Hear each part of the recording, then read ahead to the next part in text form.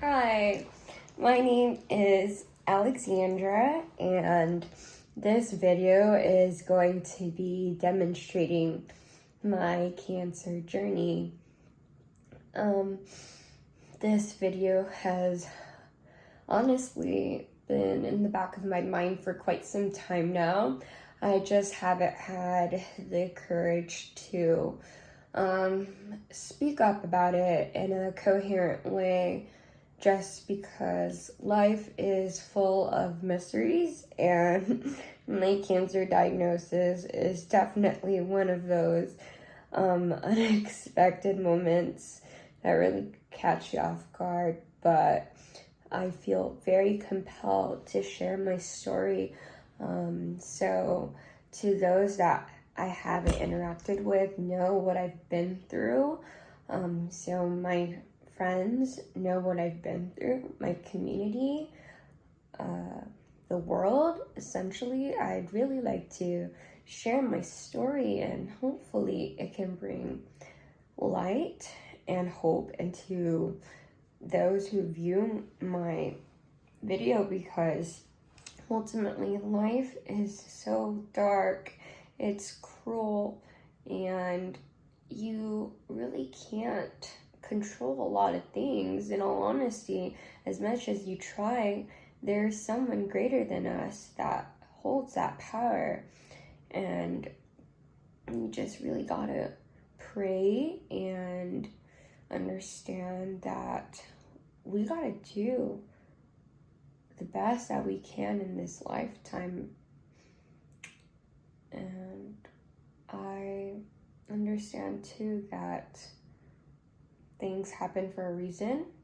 I'm still unraveling why this has happened to me, and I just have peace knowing that I handled this in the way that I thought I could, and I really, really, really hope that someone who's going through the same journey as me, because I don't know a lot of people in my circle, at least, that have gone through something traumatic like this. I hope this person knows that you can overcome anything, really. It is so possible. I don't even know how I did it, but I'm just gonna share my story. So, back in January through March, I had been working so much. I would say about maybe 50 plus hours. And in this 9 to 12 weeks, I was really churning, and I knew I needed to slow down, and I did.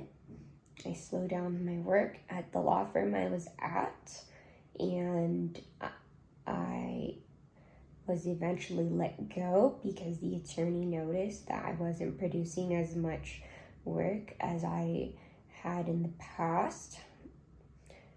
So that was the first week of March. I noticed that I was experiencing a lot of abdominal pain the first week of March, just also random. I was thinking it was correlated to the stress of losing my opportunity at the law firm. I brought this topic to my mom, and I was thinking, okay, maybe I can go to the hospital that she works at, and maybe she could, help me out. And that was kind of the thought process I had at that moment. I was gonna go where I was comfortable.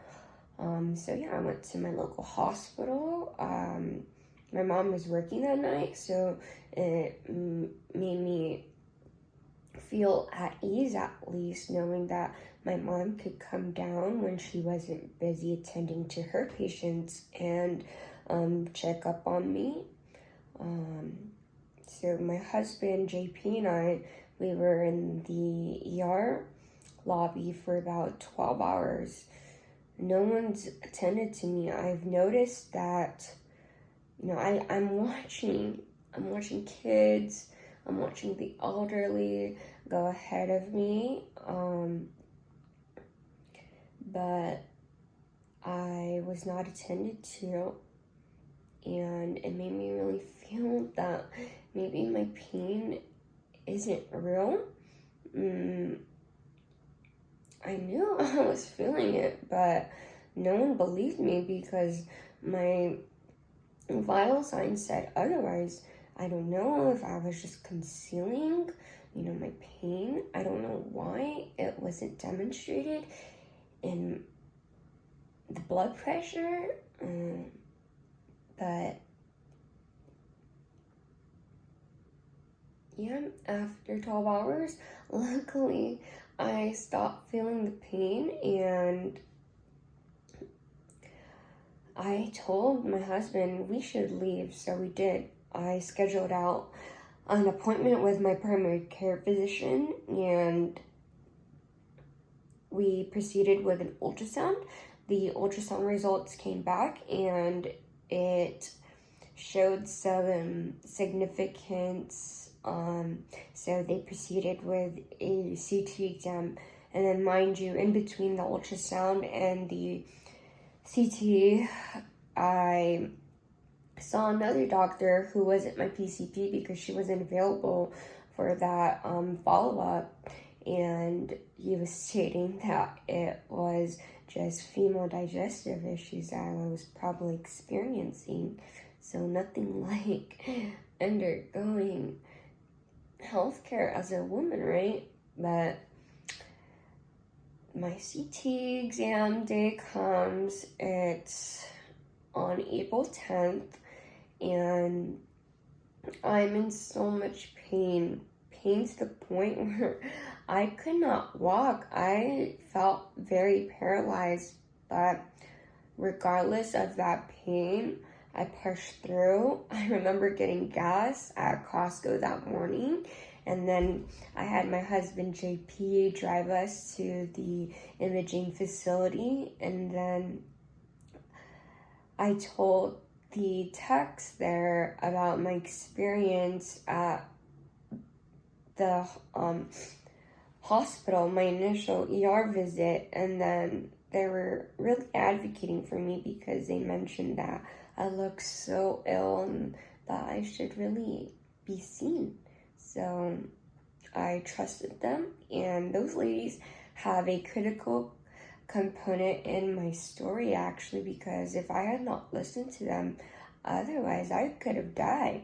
But I went from the imaging facility to the ER in an ambulance, and then I kept calling the imaging facility because I was eager to find out what it is that's wrong with me, and I really needed to get admitted at this point because I'm just agonizing in pain. So I called the imaging facility and I told them to please hurry up with the results and fax them over to the hospital.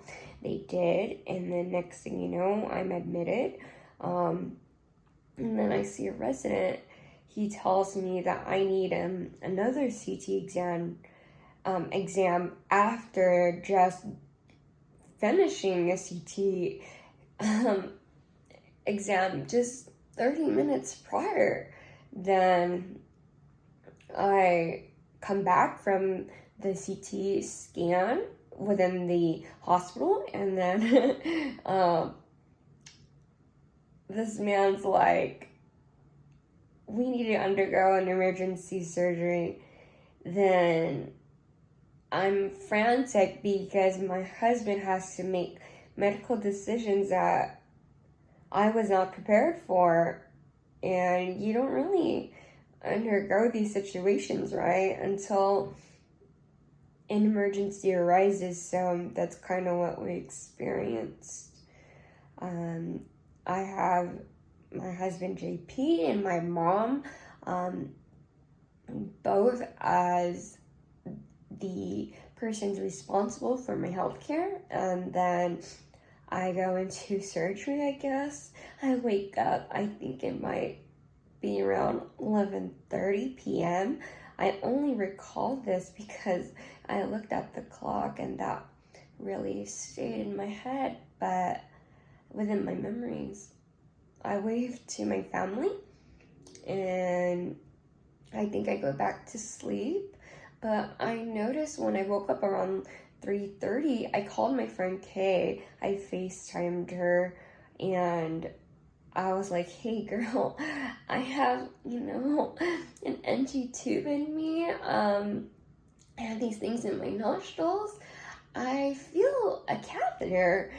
And then I see I have a little baggie, which come to be is my ostomy bag. And then also, I have this really huge incision within my my abdomen, and I didn't realize until now that I had undergone such an extensive surgery. I think I'll end my video here now until I'm ready to continue on with my story.